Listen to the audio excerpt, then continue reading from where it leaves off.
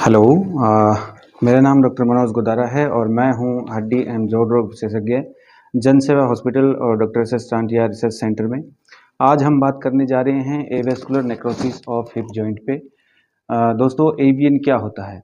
AVN of hip joint एक तरीके की बीमारी है जिसके अंदर हमारे जो कुल्ले का जोड़ है उसको ब्लड की सप्लाई कम हो जाने की वजह से वो ख़राब होने लगता है और उसका जो असर है वो सबसे पहले कुल्ले की बॉल पे आता है।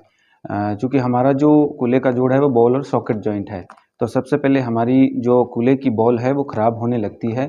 और सबसे जो इंटरेस्टिंग चीज़ इसके अंदर है वो ये है कि शुरुआत में मरीज़ को इसका आभास नहीं होता है और बहुत बार ये डायग्नोज़ नहीं हो पाता है अर्ली स्टेजेज़ में, जिसकी वजह से मरीज़ों को आने वाले टाइम में फिर रिप्लेसमेंट पे जाना पड़ता है। तो अब हम बात करते हैं कि एवीएन के सिम्पटम्स क्या हो सकते हैं, क्या लक्षण मरीज़ में मिल सकते हैं। तो एवीएन एक ऐसी बीमारी है जिसमें मरीज़ को या तो कूल्हे में दर्द होता है और वो जो दर्द है वो हमारे आगे के जो अपनी जो जांघ का हिस्सा है वहाँ से घुटने की तरफ ट्रैवल करता है। तो इस तरीके का एक बेसिक सा सिम्पटम इसमें मिलता है और कई बार हम ये देखते हैं कि मरीज़ इसको इग्नोर कर देता है या सिंपल घर पे पेन किलर लेकर के और इसको चलाता रहता है।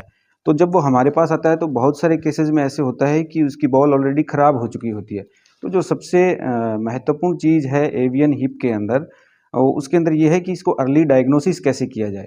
तो अगर आपको इस तरीके का कोई भी सिम्पटम है तो आपको एक तो लोकल दवाई लेने की बजाय किसी भी ऑर्थोपेडिक सर्जन से कंसल्ट करना चाहिए। उसमें फिर हम ये देखते हैं कि जब मरीज़ हमारे पास आता है शुरुआत की स्टेजेज़ में, तो उसके एक्स-रे में हमें ज़्यादा चेंजेज़ नहीं मिलते हैं, ठीक है? तो इसीलिए ये मिसडायग्नोसिस भी बहुत बार हो जाता है। कई बार ये बीमारी पकड़ में भी नहीं आ पाती है।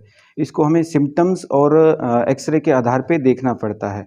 जैसे कि मैं आपको एक एक्स-रे दिखाना चाहूँ। हाँ, तो ये एक एक्स-रे है मरीज़ का जो हमारे पास कूल्हे का दर्द लेकर के आया था और इस एक्स-रे को अगर हम देखेंगे तो दोनों तरफ की बॉल जो है वो एक जैसी सी नज़र आ रही हैं। इसको एक्स-रे को देखकर कोई भी नहीं कह सकता है कि इसके avian avascular necrosis of hip हो सकता है। हालाँकि इसमें थोड़े बहुत चेंजेज़ हैं जो मिस भी हो सकते हैं। तो इसमें जो हमने इसका जो डायग्नोसिस बनाया है वो बनाया है इसके लक्षण के आधार पे।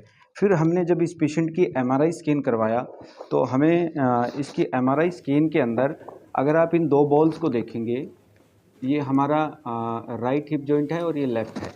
तो इस हिप जॉइंट की जो राइट साइड की बॉल है और ये लेफ्ट साइड की बॉल में दोनों में काफ़ी अंतर है और बॉल जो है गलना शुरू हो गई है। तो इसी को हम एवियन हिप कहते हैं।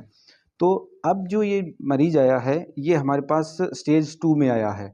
एवियन हिप की 0 से लेकर के 5 तक स्टेजेस होती हैं और उन स्टेजेस के आधार पर जो इसका ट्रीटमेंट है वो अलग-अलग होता है। तो अगर हम इस स्टेज में इसको डायग्नोसिस कर लेते हैं स्टेज 2 या 3 के अंदर, तो एक सिंपल छोटे से ऑपरेशन से हम इसका जॉइंट बचा सकते हैं।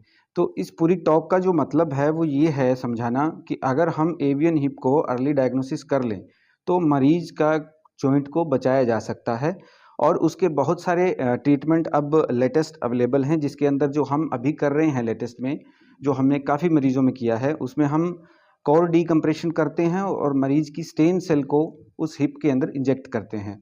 दोस्तों, कोर डिकम्प्रेशन क्या होता है? इसके अंदर हम 3 या 4 छेद बनाते हैं, जो गली हुई हड्डी है, जो बॉल है उसके अंदर, ताकि उसका जो अंदर का प्रेशर है वो रिलीज़ हो जाए और उसमें सर्कुलेशन वापस से रिस्टोर हो जाए। और प्लस हम क्या करते हैं, मरीज़ के खुद का ब्लड लेते हैं और उसमें से जो अच्छी सेल होती हैं, स्टेम सेल, वो सेल हम इंजेक्ट करते हैं। उससे क्या फ़ायदा होता है कि जो गला हुआ हिस्सा है, उसकी प्रोग्रेस को रुक जाता है प्लस हीलिंग भी हो जाती है। तो इसका फ़ायदा ये होगा कि आगे चलकर जो आपका कूल्हा बदलवाने की आवश्यकता आपको साल भर में 6 महीने में पड़ती थी, वो या तो पड़ेगी नहीं और पड़ेगी भी तो हम उसकी ड्यूरेशन को लंबा कर देते हैं। इनफैक्ट कई मरीज़ों में ये 5 से 7 साल, 10 साल तक भी मरीज़ों को दिक्कत नहीं होती है।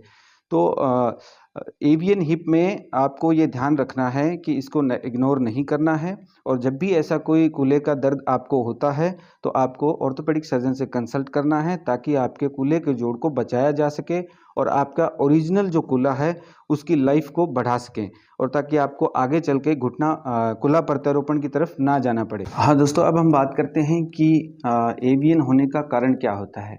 किसी मरीज को एवेस्कुलर नेक्रोसिस ऑफ हिप होता क्यों है, उसकी बॉल ख़राब क्यों होती है? इसके कई सारे रीज़न हैं, जैसे कि जो लोग बहुत ज़्यादा स्मोकिंग करते हैं, जो ड्रिंकर्स होते हैं, अल्कोहल ज़्यादा लेते हैं, इवन पोस्ट कोविड एरा के अंदर भी इसके चांसेस बहुत ज़्यादा बढ़े हैं। कोविड से भी इसका काफ़ी सारा रिलेशन अभी लेटेस्ट स्टडी में सामने आया है। और इसके अलावा किसी भी ट्रॉमा की वजह से हो सकता है, जैसे आपका कोई फ्रैक्चर हुआ है हिप जॉइंट के अराउंड, उसकी वजह से भी एवीएन हो सकता है।